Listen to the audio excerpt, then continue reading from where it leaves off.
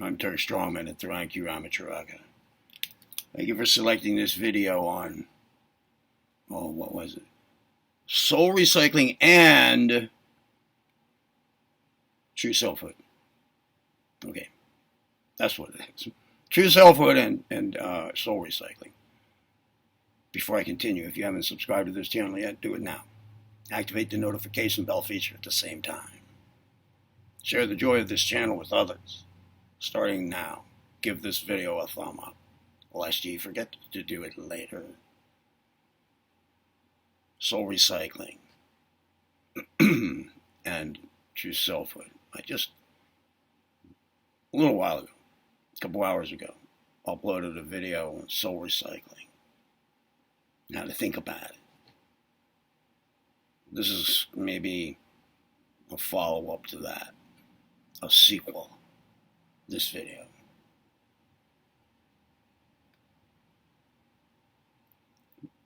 To know what we're talking about here, you might need to go look at that other one, by the way, the soul recycling one. So I'm just going to jump into a continuation, another thing that you should strongly engage in, right?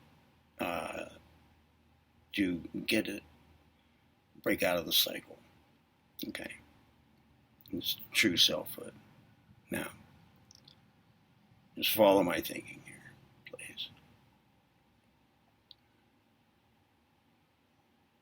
What aspects of you, let's say the archons, reptilian, Dracos, beings that recycle our souls by way of soul recycling station on the moon. Let's just go that far and say that accounts for at least most of reincarnation right there. Let's assume that, all right? Now, what aspects of you as your, what we're calling soul, leaves your body at the moment of death, then what parts of you, what of your characteristics, or what of your levels of being are being captured for recycling? It's not your physical body.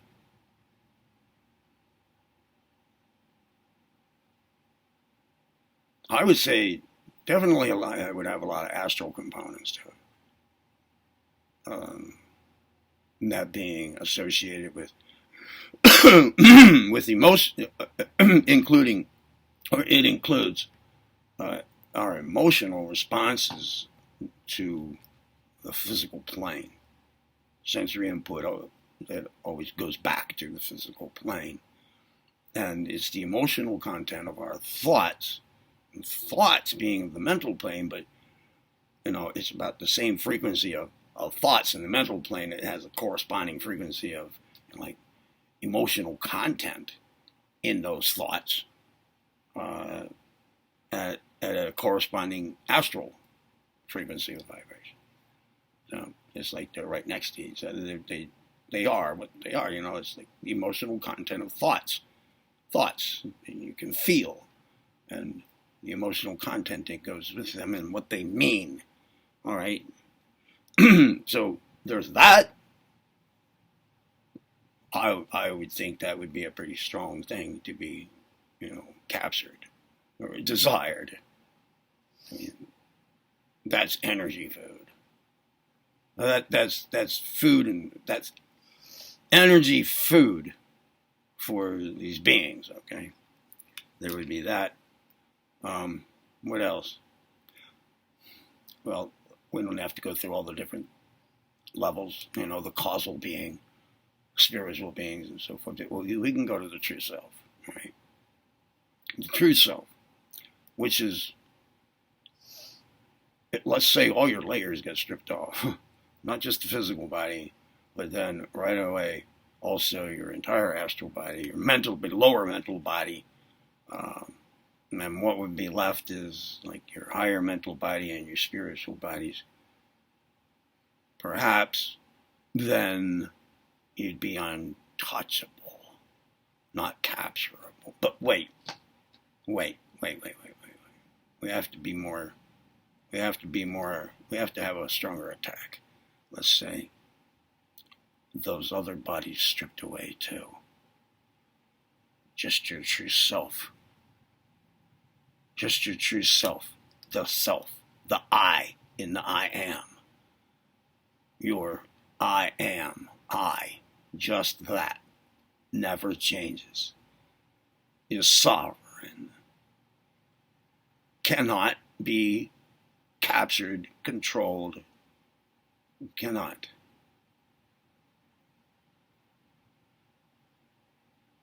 Well, I think it would be a good idea to, soon after death, strip away, be ready, have set things up the best of your ability to lose all those bodies, as many of them as possible, pretty damn quickly.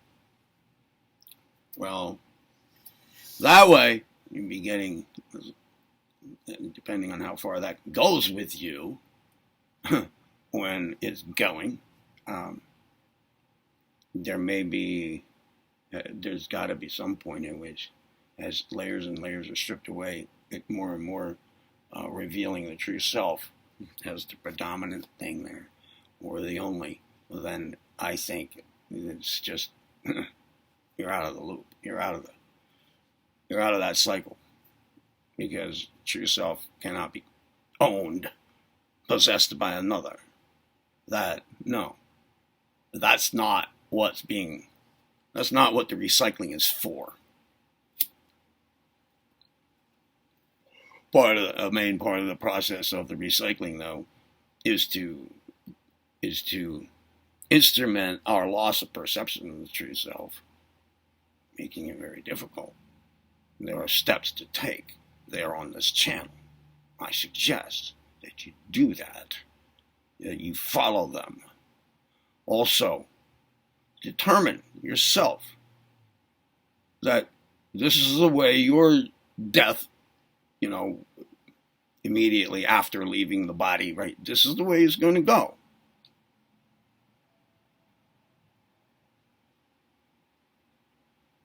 And you do all in your life to make it that way. Clean yourself up. Clean out your thoughts. Don't have negative thoughts. Don't entertain any ideas about death that run inconsistently with what you're making happen.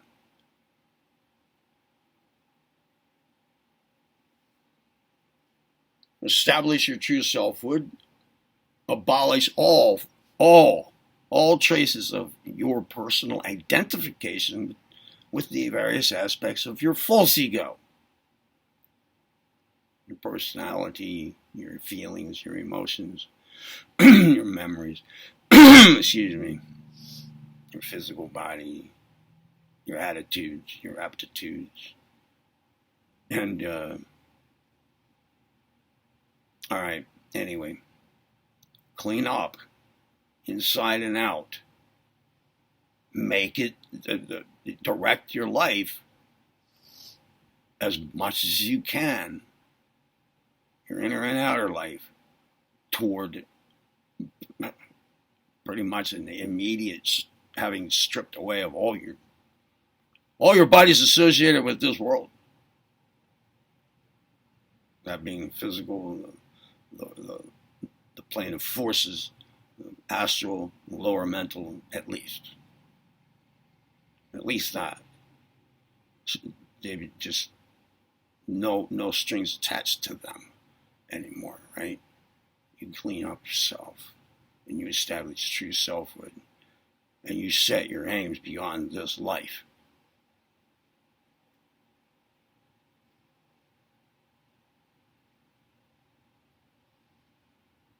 You set the conditions of how it's going to go, and then you focus on them.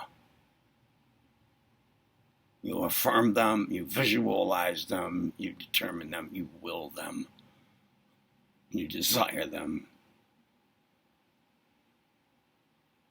You accept nothing else.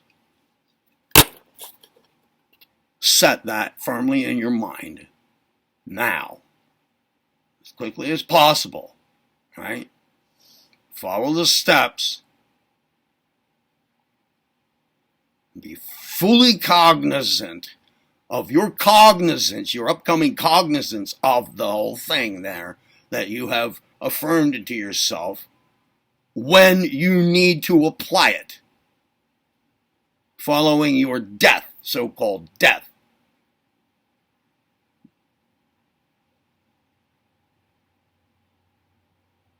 You determine that the follow-through will happen.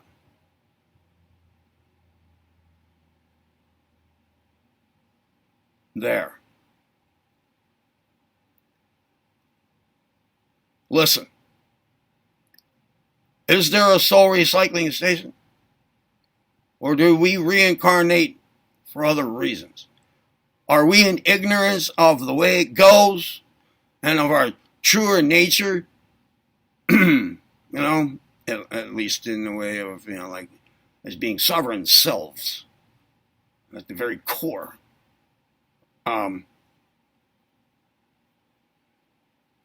Is it just the way reincarnation goes, and are we ignorant of it? Are we ignorant of it because, let's say, the archons have they control our perception on this planet? They started doing it a long time ago. And all we perceive is the three dimensions that have to do with our physical lives, and we can see beyond that, and we don't know of our existence beyond just what we see. All right, ignorance, in other words. Is it because that's imposed upon us, or is it because that's, as the Hindus and the Buddhists tell us, that it's a matter of Maya, the world of duality? It's just the way it is. It's the way it works. And until we establish our true selfhood and expand our consciousness from that point, at this point in our astrological cycling, we're barely pulling out of the lowest level of human perception in the whole cycle. It's just like several hundred years ago that was. So, and now, but there, we're not at the point where we see all, we see electricity. We have complete perception of everything. All right, we're not at that point, okay? So is it a matter of just that we're caught in, Maya, the world of illusion, the physical plane, our experience based on our physical senses and what comes into them? Yeah, or is it controlled? So what I'm getting at here immediately is whatever it is, whatever keeps us in ignorance. I mean, notwithstanding the fact that we ourselves perpetuate it a lot. Anyway, it's a huge thing, and whatever it will. Well, the question is, what will it take? What does it take to break out of that ignorance? What does it take? I mean, that seems to be the awareness side of the other thing I was talking about.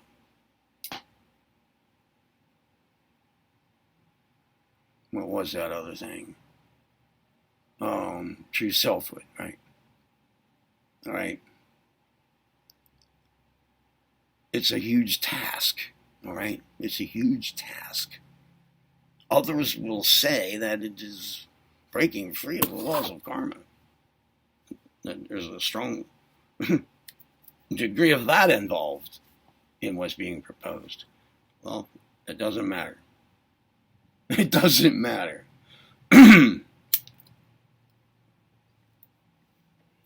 You will not be in ignorance of the situation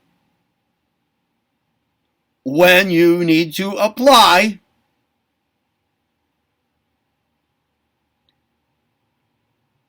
your true selfhood, having anything getting in the way of your true self going to, entering the free universe.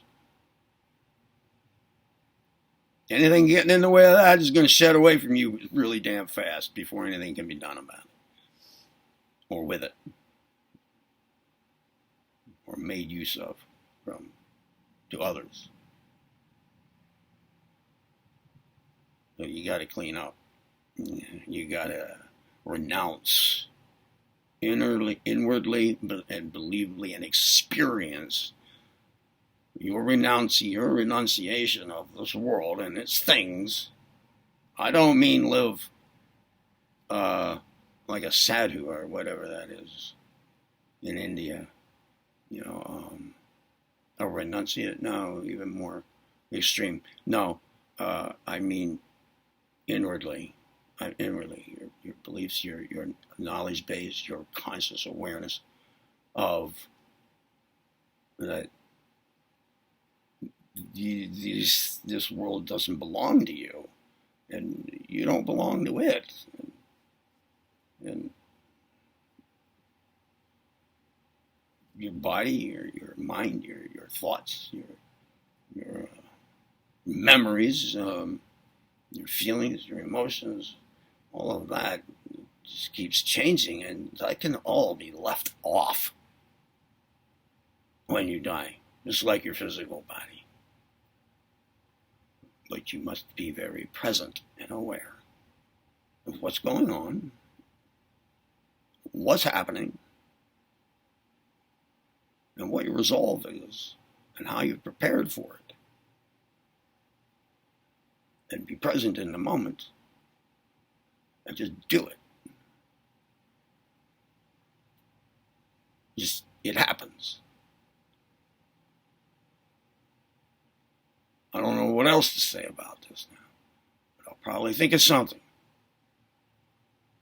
But by cleaning up, I mean also one other thing, that at the core of your emotional experience always is it all takes place on a background of love.